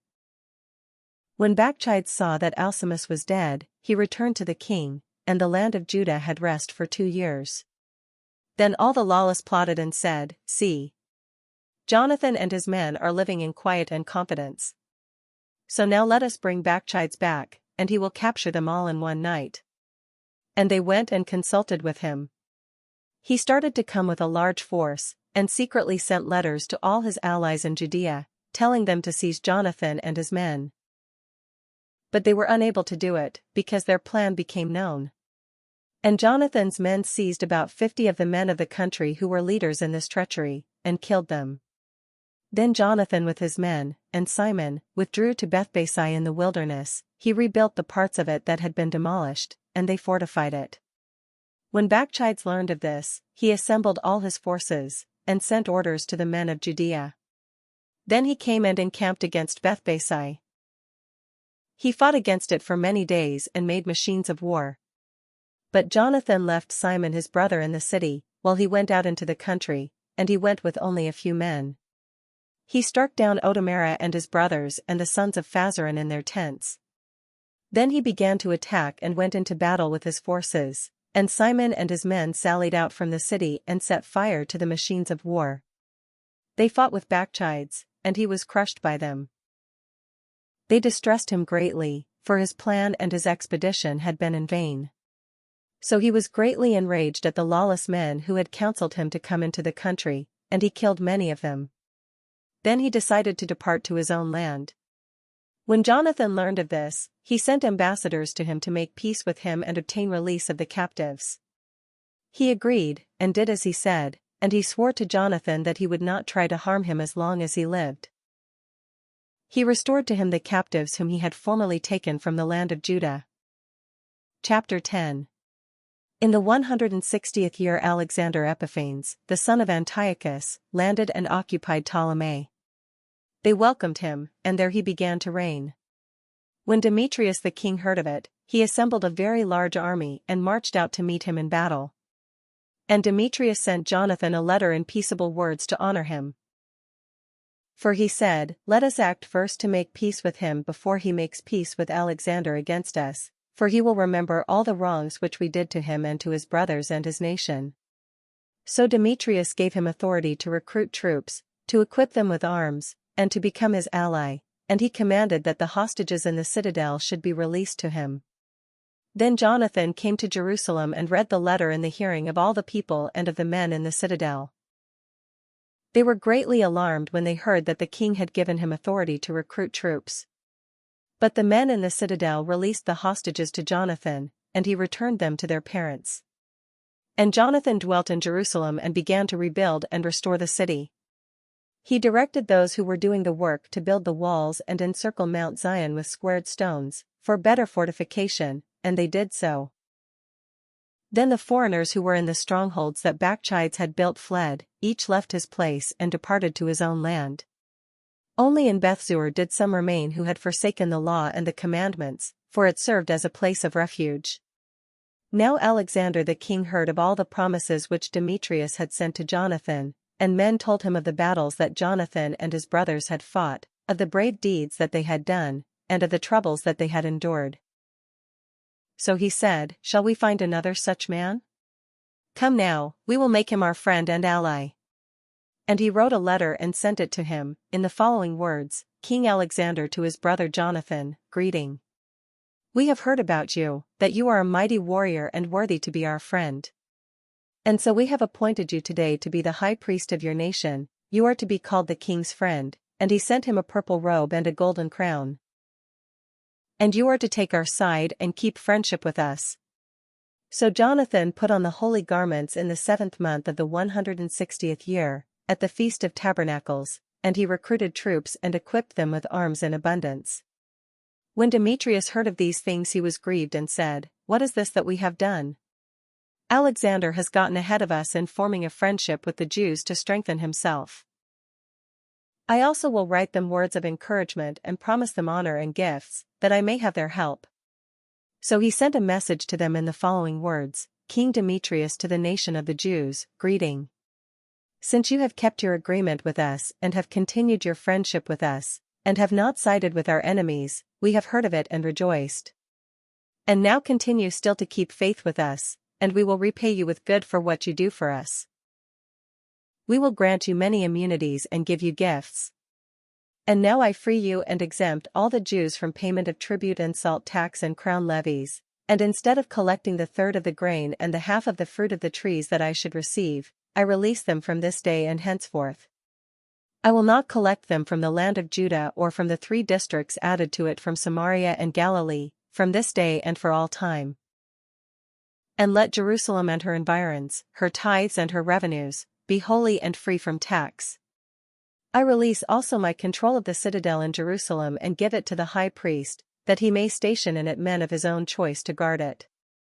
And every one of the Jews taken as a captive from the land of Judah into any part of my kingdom, I set free without payment, and let all officials cancel also the taxes on their cattle. And all the feasts and Sabbaths and new moons and appointed days, and the 3 days before a feast and the 3 after a feast, let them all be days of immunity and release for all the Jews who are in my kingdom. No one shall have authority to exact anything from them or annoy any of them about any matter. Let Jews be enrolled in the king's forces to the number of 30,000 men, and let the maintenance be given them that is due to all the forces of the king. Let some of them be stationed in the great strongholds of the king, and let some of them be put in positions of trust in the kingdom. Let their officers and leaders be of their own number, and let them live by their own laws, just as the king has commanded in the land of Judah. As for the 3 districts that have been added to Judea from the country of Samaria, let them be so annexed to Judea that they are considered to be under one ruler and obey no other authority but the high priest. Ptolemy and the land adjoining it I have given as a gift to the sanctuary in Jerusalem, to meet the necessary expenses of the sanctuary. I also grant 15,000 shekels of silver yearly out of the king's revenues from appropriate places. And all the additional funds which the government officials have not paid as they did in the first years, they shall give from now on for the service of the temple. Moreover, the 5,000 shekels of silver which my officials have received every year from the income of the services of the temple, this too is cancelled, because it belongs to the priests who minister there. And whoever takes refuge at the temple in Jerusalem, or in any of its precincts, because he owes money to the king or has any debt, let him be released and receive back all his property in my kingdom. Let the cost of rebuilding and restoring the structures of the sanctuary be paid from the revenues of the king. And let the cost of rebuilding the walls of Jerusalem and fortifying it round about, and the cost of rebuilding the walls in Judea, also be paid from the revenues of the king. When Jonathan and the people heard these words, they did not believe or accept them, because they remembered the great wrongs which Demetrius had done in Israel and how he had greatly oppressed them. They favored Alexander, because he had been the first to speak peaceable words to them, and they remained his allies all his days. Now Alexander the king assembled large forces and encamped opposite Demetrius. The 2 kings met in battle, and the army of Demetrius fled, and Alexander pursued him and defeated them. He pressed the battle strongly until the sun set, and Demetrius fell on that day. Then Alexander sent ambassadors to Ptolemy king of Egypt with the following message.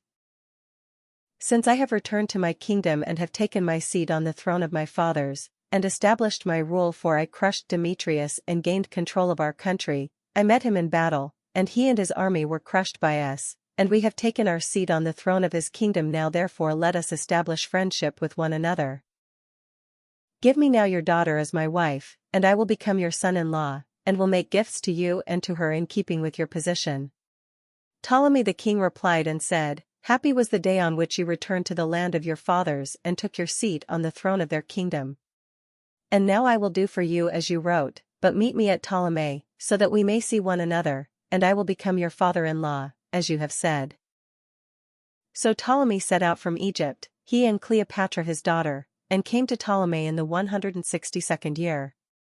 Alexander the king met him, and Ptolemy gave him Cleopatra his daughter in marriage, and celebrated her wedding at Ptolemy with great pomp, as kings do.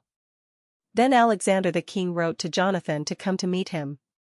So he went with pomp to Ptolemy and met the 2 kings, he gave them and their friends silver and gold and many gifts, and found favor with them. A group of pestilent men from Israel, lawless men, gathered together against him to accuse him, but the king paid no attention to them. The king gave orders to take off Jonathan's garments and to clothe him in purple, and they did so.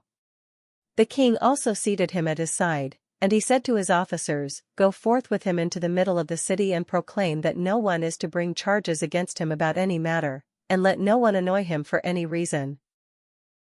And when his accusers saw the honor that was paid him, in accordance with the proclamation, and saw him clothed in purple, they all fled. Thus the king honored him and enrolled him among his chief friends, and made him general and governor of the province. And Jonathan returned to Jerusalem in peace and gladness. In the 165th year Demetrius the son of Demetrius came from Crete to the land of his fathers. When Alexander the king heard of it, he was greatly grieved and returned to Antioch. And Demetrius appointed Apollonius the governor of Coele-Syria, and he assembled a large force and encamped against Jamnia. Then he sent the following message to Jonathan the high priest: "You are the only one to rise up against us, and I have become a laughingstock and reproach because of you. Why do you assume authority against us in the hill country? If you now have confidence in your forces, come down to the plain to meet us, and let us match strength with each other there, for I have with me the power of the cities. Ask and learn who I am and who the others are that are helping us. Men will tell you that you cannot stand before us, for your fathers were twice put to flight in their own land. And now you will not be able to withstand my cavalry and such an army in the plain, where there is no stone or pebble, or place to flee." When Jonathan heard the words of Apollonius, his spirit was aroused. He chose 10,000 men and set out from Jerusalem, and Simon his brother met him to help him. He encamped before Joppa, but the men of the city closed its gates, for Apollonius had a garrison in Joppa. So they fought against it, and the men of the city became afraid and opened the gates, and Jonathan gained possession of Joppa. When Apollonius heard of it, he mustered 3,000 cavalry and a large army, and went to Azotus as though he were going farther. At the same time he advanced into the plain, for he had a large troop of cavalry and put confidence in it. Jonathan pursued him to Azotus, and the armies engaged in battle. Now Apollonius had secretly left 1,000 cavalry behind them. Jonathan learned that there was an ambush behind him, for they surrounded his army and shot arrows at his men from early morning till late afternoon. But his men stood fast, as Jonathan commanded, and the enemy's horses grew tired. Then Simon brought forward his force and engaged the phalanx in battle, for the cavalry was exhausted, they were overwhelmed by him and fled, and the cavalry was dispersed in the plain. They fled to Azotus and entered Beth-dagon, the temple of their idol, for safety. But Jonathan burned Azotus and the surrounding towns and plundered them, and the temple of Dagon, and those who had taken refuge in it he burned with fire. The number of those who fell by the sword, with those burned alive, came to 8,000 men. Then Jonathan departed from there and encamped against Ascalon, and the men of the city came out to meet him with great pomp. And Jonathan and those with him returned to Jerusalem with much booty. When Alexander the king heard of these things, he honored Jonathan still more, and he sent to him a golden buckle, such as it is the custom to give to the kinsmen of kings. He also gave him Ekron and all its environs as his possession. Chapter 11. Then the king of Egypt gathered great forces, like the sand by the seashore, and many ships, and he tried to get possession of Alexander's kingdom by trickery and add it to his own kingdom. He set out for Syria with peaceable words, and the people of the cities opened their gates to him and went to meet him, for Alexander the king had commanded them to meet him, since he was Alexander's father-in-law. But when Ptolemy entered the cities he stationed forces as a garrison in each city. When he approached Azotus, they showed him the temple of Dagon burned down, and Azotus and its suburbs destroyed, and the corpses lying about, and the charred bodies of those whom Jonathan had burned in the war, for they had piled them in heaps along his route. They also told the king what Jonathan had done, to throw blame on him, but the king kept silent. Jonathan met the king at Joppa with pomp, and they greeted one another and spent the night there. And Jonathan went with the king as far as the river called Eleutherus, then he returned to Jerusalem. So King Ptolemy gained control of the coastal cities as far as Seleucia by the sea, and he kept devising evil designs against Alexander. He sent envoys to Demetrius the king, saying, "Come, let us make a covenant with each other, and I will give you in marriage my daughter who was Alexander's wife, and you shall reign over your father's kingdom. For I now regret that I gave him my daughter, for he has tried to kill me." He threw blame on Alexander because he coveted his kingdom. So he took his daughter away from him and gave her to Demetrius. He was estranged from Alexander, and their enmity became manifest. Then Ptolemy entered Antioch and put on the crown of Asia. Thus he put 2 crowns upon his head, the crown of Egypt and that of Asia. Now Alexander the king was in Cilicia at that time, because the people of that region were in revolt. And Alexander heard of it and came against him in battle. Ptolemy marched out and met him with a strong force, and put him to flight. So Alexander fled into Arabia to find protection there, and King Ptolemy was exalted. And Zabdiel the Arab cut off the head of Alexander and sent it to Ptolemy. But King Ptolemy died 3 days later, and his troops in the strongholds were killed by the inhabitants of the strongholds. So Demetrius became king in the 167th year. In those days Jonathan assembled the men of Judea to attack the citadel in Jerusalem, and he built many engines of war to use against it. But certain lawless men who hated their nation went to the king and reported to him that Jonathan was besieging the citadel. When he heard this he was angry, and as soon as he heard it he set out and came to Ptolemy, and he wrote Jonathan not to continue the siege, but to meet him for a conference at Ptolemy as quickly as possible. When Jonathan heard this, he gave orders to continue the siege. And he chose some of the elders of Israel and some of the priests, and put himself in danger, for he went to the king at Ptolemy, taking silver and gold and clothing and numerous other gifts. And he won his favor. Although certain lawless men of his nation kept making complaints against him, the king treated him as his predecessors had treated him. He exalted him in the presence of all his friends. He confirmed him in the high priesthood and in as many other honors as he had formerly had, and made him to be regarded as one of his chief friends. Then Jonathan asked the king to free Judea and the 3 districts of Samaria from tribute, and promised him 300 talents. The king consented, and wrote a letter to Jonathan about all these things. Its contents were as follows: King Demetrius to Jonathan his brother and to the nation of the Jews, greeting. This copy of the letter which we wrote concerning you to Lasthenes our kinsman we have written to you also, so that you may know what it says. King Demetrius to Lasthenes his father, greeting. To the nation of the Jews, who are our friends and fulfill their obligations to us, we have determined to do good, because of the good will they show toward us. We have confirmed as their possession both the territory of Judea and the 3 districts of Apharima and Lydda and Rathamine. The latter, with all the region bordering them, were added to Judea from Samaria. To all those who offer sacrifice in Jerusalem, we have granted release from the royal taxes which the king formerly received from them each year, from the crops of the land and the fruit of the trees. And the other payments henceforth due to us of the tithes, and the taxes due to us, and the salt pits and the crown taxes due to us, from all these we shall grant them release. And not one of these grants shall be cancelled from this time forth forever. Now therefore take care to make a copy of this, and let it be given to Jonathan and put up in a conspicuous place on the holy mountain. Now when Demetrius the king saw that the land was quiet before him and that there was no opposition to him, he dismissed all his troops, each man to his own place, except the foreign troops which he had recruited from the islands of the nations. So all the troops who had served his fathers hated him. Now Trypho had formerly been one of Alexander's supporters. He saw that all the troops were murmuring against Demetrius. So he went to Amalcu the Arab, who was bringing up Antiochus, the young son of Alexander, and insistently urged him to hand Antiochus over to him, to become king in place of his father. He also reported to Amalcu what Demetrius had done and told of the hatred which the troops of Demetrius had for him. And he stayed there many days. Now Jonathan sent to Demetrius the king the request that he remove the troops of the citadel from Jerusalem, and the troops in the strongholds, for they kept fighting against Israel. And Demetrius sent this message to Jonathan: Not only will I do these things for you and your nation, but I will confer great honor on you and your nation, if I find an opportunity. Now then you will do well to send me men who will help me, for all my troops have revolted. So Jonathan sent 3,000 stalwart men to him at Antioch, and when they came to the king rejoiced at their arrival.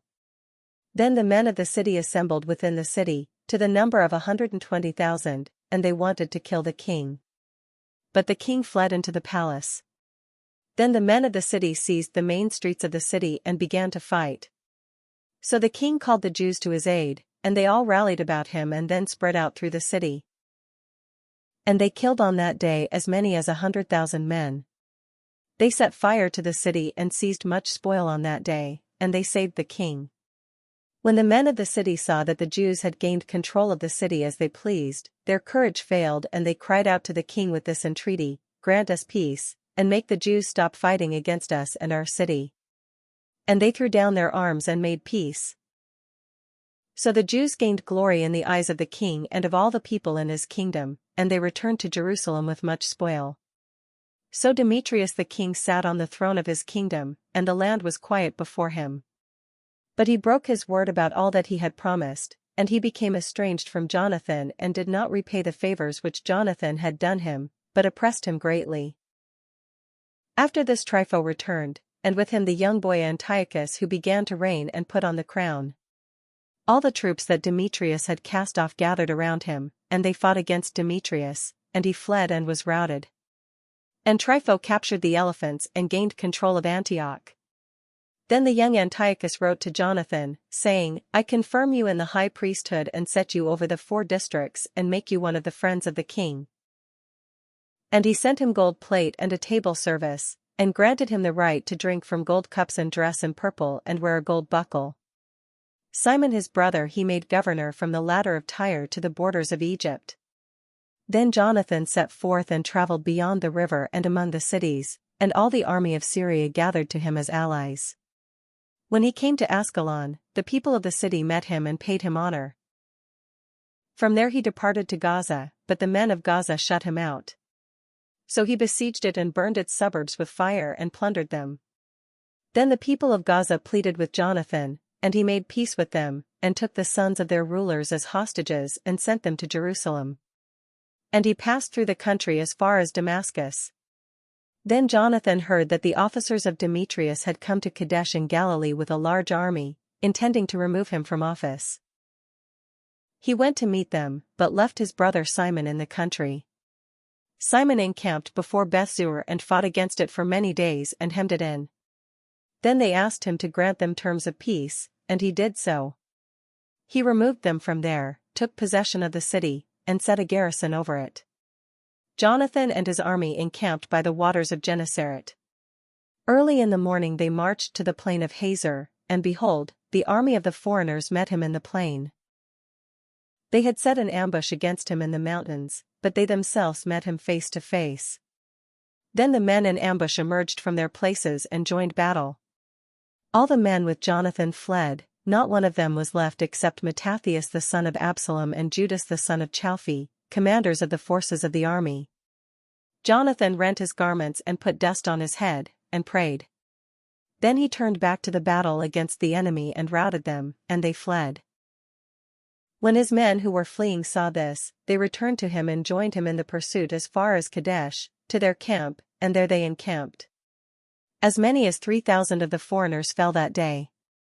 And Jonathan returned to Jerusalem. Chapter 12.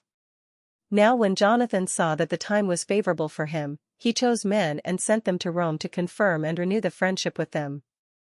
He also sent letters to the same effect to the Spartans and to other places. So they went to Rome and entered the Senate chamber and said, Jonathan the high priest and the Jewish nation have sent us to renew the former friendship and alliance with them. And the Romans gave them letters to the people in every place, asking them to provide for the envoys safe conduct to the land of Judah. This is a copy of the letter which Jonathan wrote to the Spartans. Jonathan the high priest, the senate of the nation, the priests, and the rest of the Jewish people to their brethren the Spartans, greeting. Already in time past a letter was sent to Onias the high priest from Arius, who was king among you, stating that you are our brethren, as the appended copy shows. Onias welcomed the envoy with honor, and received the letter, which contained a clear declaration of alliance and friendship. Therefore, though we have no need of these things, since we have as encouragement the holy books which are in our hands, we have undertaken to send to renew our brotherhood and friendship with you, so that we may not become estranged from you, for a considerable time has passed since you sent your letter to us. We therefore remember you constantly on every occasion, both in our feasts and on other appropriate days, at the sacrifices which we offer and in our prayers, as it is right and proper to remember brethren. And we rejoice in your glory. But as for ourselves, many afflictions and many wars have encircled us, the kings round about us have waged war against us. We were unwilling to annoy you and our other allies and friends with these wars, for we have the help which comes from heaven for our aid, and we were delivered from our enemies and our enemies were humbled. We therefore have chosen Numenius the son of Antiochus and Antipater the son of Jason, and have sent them to Rome to renew our former friendship and alliance with them. We have commanded them to go also to you and greet you and deliver to you this letter from us concerning the renewal of our brotherhood. And now please send us a reply to this. This is a copy of the letter which they sent to Onias, Arius, king of the Spartans, to Onias the high priest, greeting. It has been found in writing concerning the Spartans and the Jews that they are brethren and are of the family of Abraham. And now that we have learned this, please write us concerning your welfare. We on our part write to you that your cattle and your property belong to us, and ours belong to you. We therefore command that our envoys report to you accordingly. Now Jonathan heard that the commanders of Demetrius had returned, with a larger force than before, to wage war against him. So he marched away from Jerusalem and met them in the region of Hamath, for he gave them no opportunity to invade his own country. He sent spies to their camp, and they returned and reported to him that the enemy were being drawn up in formation to fall upon the Jews by night. So when the sun set, Jonathan commanded his men to be alert and to keep their arms at hand so as to be ready all night for battle, and he stationed outposts around the camp.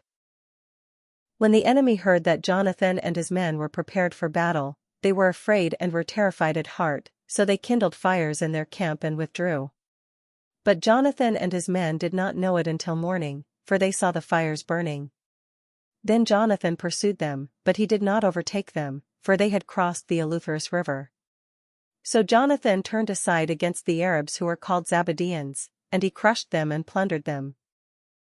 Then he broke camp and went to Damascus, and marched through all that region. Simon also went forth and marched through the country as far as Ascalon and the neighboring strongholds.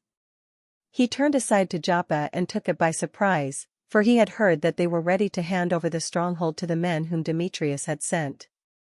And he stationed a garrison there to guard it. When Jonathan returned, he convened the elders of the people and planned with them to build strongholds in Judea, to build the walls of Jerusalem still higher, and to erect a high barrier between the citadel and the city to separate it from the city, in order to isolate it so that its garrison could neither buy nor sell. So they gathered together to build up the city. Part of the wall on the valley to the east had fallen, and he repaired the section called Shephanetha. And Simon built Adada in the Shephelah, he fortified it and installed gates with bolts. Then Trypho attempted to become king in Asia and put on the crown, and to raise his hand against Antiochus the king. He feared that Jonathan might not permit him to do so, but might make war on him, so he kept seeking to seize and kill him, and he marched forth and came to Bethshan. Jonathan went out to meet him with 40,000 picked fighting men, and he came to Bethshan. When Trypho saw that he had come with a large army, he was afraid to raise his hand against him. So he received him with honor and commended him to all his friends, and he gave him gifts and commanded his friends and his troops to obey him as they would himself. Then he said to Jonathan, "Why have you wearied all these people when we are not at war? Dismiss them now to their homes and choose for yourself a few men to stay with you, and come with me to Ptolemy. I will hand it over to you as well as the other strongholds and the remaining troops and all the officials, and will turn round and go home. For that is why I am here." Jonathan trusted him and did as he said. He sent away the troops, and they returned to the land of Judah. He kept with himself 3,000 men, 2,000 of whom he left in Galilee, while 1,000 accompanied him. But when Jonathan entered Ptolemy, the men of Ptolemy closed the gates and seized him, and all who had entered with him they killed with the sword. Then Trypho sent troops and cavalry into Galilee and the great plain to destroy all Jonathan's soldiers. But they realized that Jonathan had been seized and had perished along with his men, and they encouraged one another and kept marching in close formation, ready for battle. When their pursuers saw that they would fight for their lives, they turned back. So they all reached the land of Judah safely, and they mourned for Jonathan and his companions and were in great fear, and all Israel mourned deeply. And all the nations round about them tried to destroy them, for they said, "They have no leader or helper. Now therefore let us make war on them and blot out the memory of them from among men." Chapter 13. Simon heard that Trypho had assembled a large army to invade the land of Judah and destroy it, and he saw that the people were trembling and fearful. So he went up to Jerusalem, and gathering the people together he encouraged them, saying to them, "You yourselves know what great things I and my brothers and the house of my father have done for the laws and the sanctuary. You know also the wars and the difficulties which we have seen. By reason of this all my brothers have perished for the sake of Israel, and I alone am left. And now, far be it from me to spare my life in any time of distress, for I am not better than my brothers. But I will avenge my nation and the sanctuary and your wives and children, for all the nations have gathered together out of hatred to destroy us." The spirit of the people was rekindled when they heard these words, and they answered in a loud voice, "You are our leader in place of Judas and Jonathan your brother. Fight our battles, and all that you say to us we will do." So he assembled all the warriors and hastened to complete the walls of Jerusalem, and he fortified it on every side. He sent Jonathan the son of Absalom to Joppa, and with him a considerable army. He drove out its occupants and remained there. Then Trypho departed from Ptolemy with a large army to invade the land of Judah, and Jonathan was with him under guard. And Simon encamped in Adada, facing the plain.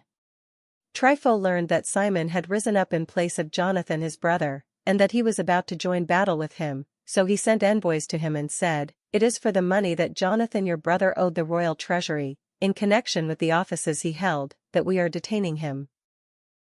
Send now 100 talents of silver and 2 of his sons as hostages, so that when released he will not revolt against us, and we will release him." Simon knew that they were speaking deceitfully to him, but he sent to get the money and the sons, lest he arouse great hostility among the people, who might say, "Because Simon did not send him the money and the sons, he perished."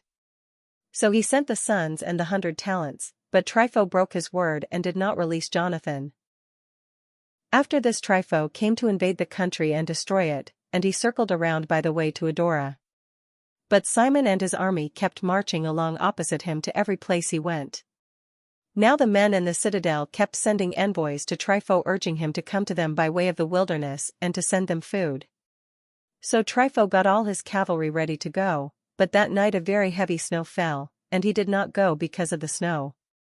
He marched off and went into the land of Gilead. When he approached Bascama, he killed Jonathan, and he was buried there. Then Trypho turned back and departed to his own land. And Simon sent and took the bones of Jonathan his brother, and buried him in Modian, the city of his fathers. All Israel bewailed him with great lamentation, and mourned for him many days. And Simon built a monument over the tomb of his father and his brothers. He made it high that it might be seen, with polished stone at the front and back. He also erected 7 pyramids, opposite one another, for his father and mother and 4 brothers. And for the pyramids he devised an elaborate setting, erecting about them great columns, and upon the columns he put suits of armor for a permanent memorial, and beside the suits of armor carved ships, so that they could be seen by all who sail the sea. This is the tomb which he built in Modian. It remains to this day. Trypho dealt treacherously with the young king Antiochus. He killed him and became king in his place, putting on the crown of Asia, and he brought great calamity upon the land. But Simon built up the strongholds of Judea and walled them all around, with high towers and great walls and gates and bolts, and he stored food in the strongholds. Simon also chose men and sent them to Demetrius the king with a request to grant relief to the country, for all that Trypho did was to plunder. Demetrius the king sent him a favorable reply to this request, and wrote him a letter as follows: King Demetrius to Simon, the high priest and friend of kings, and to the elders and nation of the Jews, greeting. We have received the gold crown and the palm branch which you sent, and we are ready to make a general peace with you and to write to our officials to grant you release from tribute. All the grants that we have made to you remain valid, and let the strongholds that you have built be your possession. We pardon any errors and offenses committed to this day, and cancel the crown tax which you owe, and whatever other tax has been collected in Jerusalem shall be collected no longer. And if any of you are qualified to be enrolled in our bodyguard, let them be enrolled, and let there be peace between us. In the 170th year the yoke of the Gentiles was removed from Israel, and the people began to write in their documents and contracts, in the first year of Simon the great high priest and commander and leader of the Jews. In those days Simon encamped against Gazara and surrounded it with troops. He made a siege engine, brought it up to the city, and battered and captured one tower. The men in the siege engine leaped out into the city, and a great tumult arose in the city. The men in the city, with their wives and children, went up on the wall with their clothes rent, and they cried out with a loud voice, asking Simon to make peace with them. They said, "Do not treat us according to our wicked acts but according to your mercy." So Simon reached an agreement with them and stopped fighting against them. But he expelled them from the city and cleansed the houses in which the idols were, and then entered it with hymns and praise. He cast out of it all uncleanness, and settled in it men who observed the law. He also strengthened its fortifications and built in it a house for himself. The men in the citadel at Jerusalem were prevented from going out to the country and back to buy and sell. So they were very hungry, and many of them perished from famine. Then they cried to Simon to make peace with them, and he did so. But he expelled them from there and cleansed the citadel from its pollutions. On the 23rd day of the second month, in the 171st year, the Jews entered it with praise and palm branches, and with harps and cymbals and stringed instruments, and with hymns and songs, because a great enemy had been crushed and removed from Israel. And Simon decreed that every year they should celebrate this day with rejoicing. He strengthened the fortifications of the temple hill alongside the citadel, and he and his men dwelt there. And Simon saw that John his son had reached manhood, so he made him commander of all the forces, and he dwelt in Gazara. Chapter 14. In the 172nd year Demetrius the king assembled his forces and marched into Media to secure help, so that he could make war against Trypho. When Artaxerxes the king of Persia and Media heard that Demetrius had invaded his territory, he sent one of his commanders to take him alive. And he went and defeated the army of Demetrius, and seized him and took him to Artaxerxes, who put him under guard. The land had rest all the days of Simon. He sought the good of his nation, his rule was pleasing to them, as was the honor shown him, all his days. To crown all his honors he took Joppa for a harbor, and opened a way to the isles of the sea. He extended the borders of his nation, and gained full control of the country. He gathered a host of captives, he ruled over Gazara and Bethzur and the citadel, and he removed its uncleanness from it, and there was none to oppose him. They tilled their land in peace, the ground gave its increase, and the trees of the plains their fruit. Old men sat in the streets, they all talked together of good things, and the youths donned the glories and garments of war. He supplied the cities with food, and furnished them with the means of defense, till his renown spread to the ends of the earth. He established peace in the land, and Israel rejoiced with great joy. Each man sat under his vine and his fig tree, and there was none to make them afraid. No one was left in the land to fight them, and the kings were crushed in those days. He strengthened all the humble of his people, he sought out the law, and did away with every lawless and wicked man. He made the sanctuary glorious, and added to the vessels of the sanctuary. It was heard in Rome, and as far away as Sparta, that Jonathan had died, and they were deeply grieved. When they heard that Simon his brother had become high priest in his place, and that he was ruling over the country and the cities in it, they wrote to him on bronze tablets to renew with him the friendship and alliance which they had established with Judas and Jonathan his brothers. And these were read before the assembly in Jerusalem. This is a copy of the letter which the Spartans sent, the rulers and the city of the Spartans to Simon the high priest and to the elders and the priests and the rest of the Jewish people, our brethren, greeting. The envoys who were sent to our people have told us about your glory and honor, and we rejoiced at their coming. And what they said we have recorded in our public decrees, as follows: Numenius the son of Antiochus and Antipater the son of Jason, envoys of the Jews, have come to us to renew their friendship with us. It has pleased our people to receive these men with honor and to put a copy of their words in the public archives, so that the people of the Spartans may have a record of them. And they have sent a copy of this to Simon the high priest. After this Simon sent Numenius to Rome with a large gold shield weighing 1,000 minas, to confirm the alliance with the Romans. When the people heard these things they said, "How shall we thank Simon and his sons?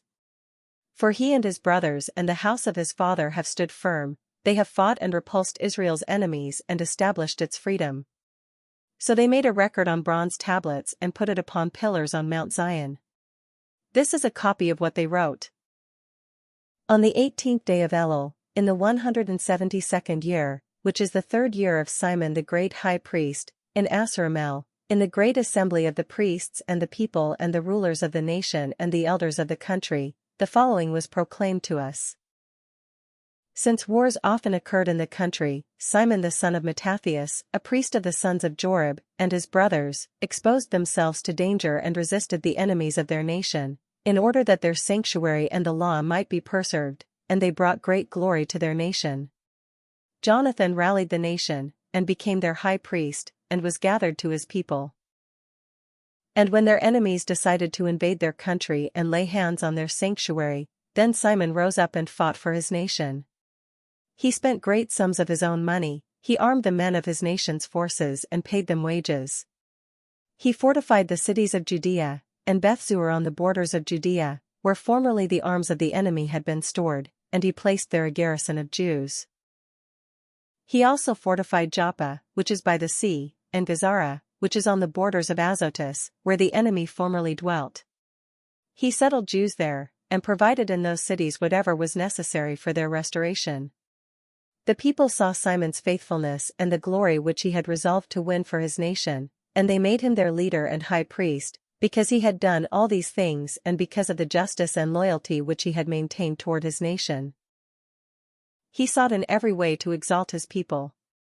And in his days things prospered in his hands, so that the Gentiles were put out of the country, as were also the men in the city of David in Jerusalem, who had built themselves a citadel from which they used to sally forth and defile the environs of the sanctuary and do great damage to its purity. He settled Jews in it, and fortified it for the safety of the country and of the city, and built the walls of Jerusalem higher. In view of these things King Demetrius confirmed him in the high priesthood, and he made him one of the king's friends and paid him high honors. For he had heard that the Jews were addressed by the Romans as friends and allies and brethren, and that the Romans had received the envoys of Simon with honor. And the Jews and their priests decided that Simon should be their leader and high priest forever, until a trustworthy prophet should arise, and that he should be governor over them and that he should take charge of the sanctuary and appoint men over its tasks and over the country and the weapons and the strongholds, and that he should take charge of the sanctuary, and that he should be obeyed by all, and that all contracts in the country should be written in his name, and that he should be clothed in purple and wear gold. And none of the people or priests shall be permitted to nullify any of these decisions or to oppose what he says, or to convene an assembly in the country without his permission, or to be clothed in purple or put on a gold buckle. Whoever acts contrary to these decisions or nullifies any of them shall be liable to punishment. And all the people agreed to grant Simon the right to act in accord with these decisions. So Simon accepted and agreed to be high priest, to be commander and ethnarch of the Jews and priests, and to be protector of them all. And they gave orders to inscribe this decree upon bronze tablets, to put them up in a conspicuous place in the precincts of the sanctuary, and to deposit copies of them in the treasury, so that Simon and his sons might have them. Chapter 15. Antiochus, the son of Demetrius the king, sent a letter from the islands of the sea to Simon, the priest and ethnarch of the Jews, and to all the nation. Its contents were as follows: King Antiochus to Simon the high priest and ethnarch and to the nation of the Jews, greeting.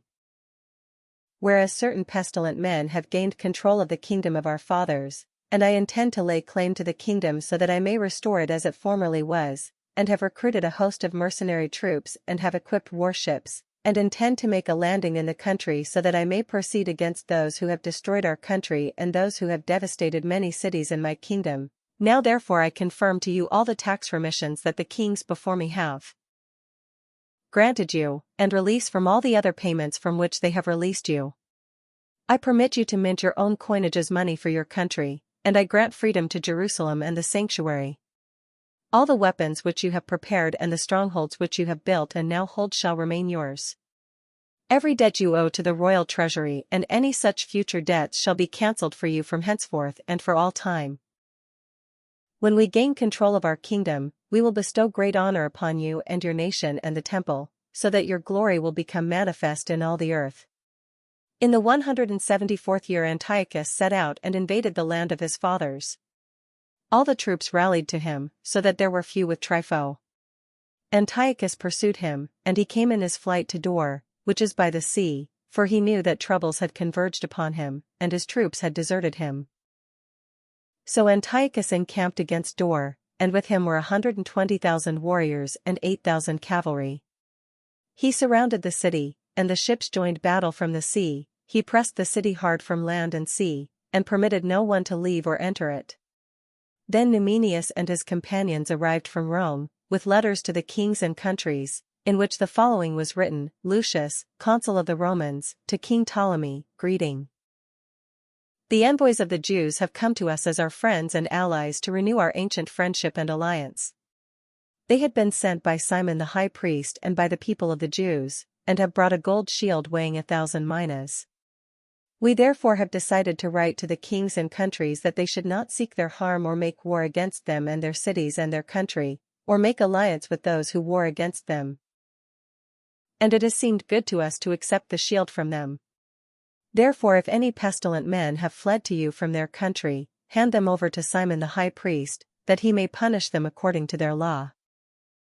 The consul wrote the same thing to Demetrius the king and to Attalus and Ariarathes and Arsaces, and to all the countries, and to Sampsames, and to the Spartans, and to Delos, and to Mindos, and to Sicyon, and to Curia, and to Samos, and to Pamphylia, and to Lycia, and to Halicarnassus, and to Rhodes, and to Phaselis, and to Cos, and to Side, and to Aradus and Gortina and Nidus and Cyprus and Cyrene.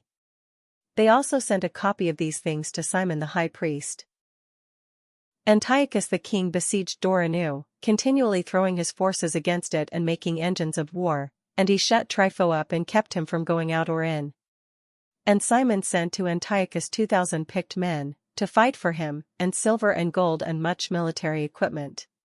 But he refused to receive them, and he broke all the agreements he formerly had made with Simon, and became estranged from him. He sent to him Athenobius, one of his friends, to confer with him, saying, You hold control of Joppa and Gazara and the citadel in Jerusalem, they are cities of my kingdom. You have devastated their territory, you have done great damage in the land, and you have taken possession of many places in my kingdom. Now then, hand over the cities which you have seized and the tribute money of the places which you have conquered outside the borders of Judea. Or else give me for them 500 talents of silver, and for the destruction that you have caused and the tribute money of the cities, 500 talents more. Otherwise we will come and conquer you. So Athenobius the friend of the king came to Jerusalem, and when he saw the splendor of Simon, and the sideboard with its gold and silver plate, and his great magnificence, he was amazed. He reported to him the words of the king, but Simon gave him this reply. We have neither taken foreign land nor seized foreign property, but only the inheritance of our fathers, which at one time had been unjustly taken by our enemies. Now that we have the opportunity, we are firmly holding the inheritance of our fathers. As for Joppa and Gazara, which you demand, they were causing great damage among the people and to our land, for them we will give you 100 talents. Athenobius did not answer him a word, but returned in wrath to the king and reported to him these words and the splendor of Simon and all that he had seen. And the king was greatly angered. Now Trypho embarked on a ship and escaped to Orthosia.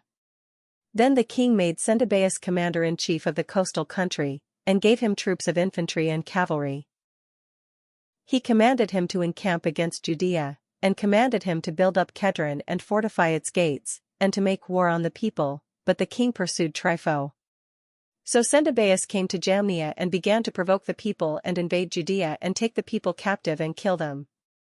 He built up Kedron and stationed there horsemen and troops, so that they might go out and make raids along the highways of Judea, as the king had ordered him.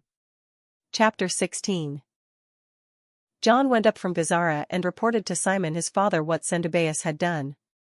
And Simon called in his 2 older sons Judas and John, and said to them, I and my brothers and the house of my father have fought the wars of Israel from our youth until this day, and things have prospered in our hands so that we have delivered Israel many times. But now I have grown old, and you by his mercy are mature in years. Take my place and my brothers, and go out and fight for our nation, and may the help which comes from heaven be with you. So John chose out of the country 20,000 warriors and horsemen, and they marched against Sendebeus and camped for the night in Modian. Early in the morning they arose and marched into the plain, and behold, a large force of infantry and horsemen was coming to meet them, and a stream lay between them. Then he and his army lined up against them. And he saw that the soldiers were afraid to cross the stream, so he crossed over first, and when his men saw him, they crossed over after him. Then he divided the army and placed the horsemen in the midst of the infantry, for the cavalry of the enemy were very numerous. And they sounded the trumpets, and Sendebeus and his army were put to flight, and many of them were wounded and fell, the rest fled into the stronghold. At that time Judas the brother of John was wounded, but John pursued them until Sendebeus reached Kedron, which he had built. They also fled into the towers that were in the fields of Azotus, and John burned it with fire, and about 2,000 of them fell. And he returned to Judea safely. Now Ptolemy the son of Abubas had been appointed governor over the plain of Jericho, and he had much silver and gold, for he was son-in-law of the high priest. His heart was lifted up. He determined to get control of the country, and made treacherous plans against Simon and his sons, to do away with them. Now Simon was visiting the cities of the country and attending to their needs, and he went down to Jericho with Mattathias and Judas his sons, in the 177th year, in the 11th month, which is the month of Shebat. The son of Abubas received them treacherously in the little stronghold called Doke, which he had built. He gave them a great banquet, and had men there. When Simon and his sons were drunk, Ptolemy and his men rose up, took their weapons, and rushed in against Simon in the banquet hall, and they killed him and his 2 sons and some of his servants. So he committed an act of great treachery and returned evil for good. Then Ptolemy wrote a report about these things and sent it to the king, asking him to send troops to aid him and to turn over to him the cities and the country.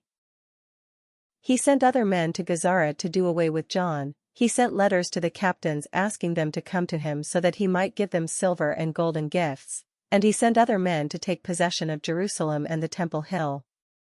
But someone ran ahead and reported to John at Gazara that his father and brothers had perished, and that he has sent men to kill you also. When he heard this, he was greatly shocked. And he seized the men who came to destroy him and killed them, for he had found out that they were seeking to destroy him.